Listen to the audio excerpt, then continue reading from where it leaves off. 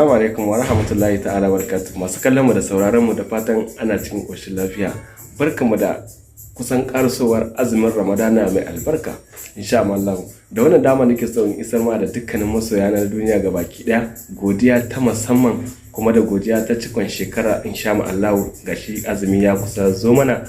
Allah ubangiji alkhairin da cikin azumin nan ya sada mu da shi, abinda ba alkhairi ba Allah ubangiji ya mana canjin yanayin abin. Allah ya zo mana da alkhairi insha Allah. Wannan shago dai shine shagon Rabo Yarbe na Gazawa TV wanda yake magayu aski insha Allah, ko da dare ko da rana ko da azumi kowa azumi cikin iko Allah. Idan ka zo ainihin wannan shago za a maka aski, za a kwalkwala maka kanka irin yanda kake so in Allah ya yarda. Aski dai ga sunan kala kala insha Allah.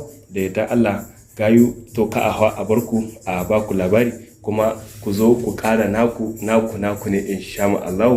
Dan idan ka tura motar dan uwanka shi ma wataran sai ya tura ka insha Allah. Mune muku fatan alkhairi, muna godiya.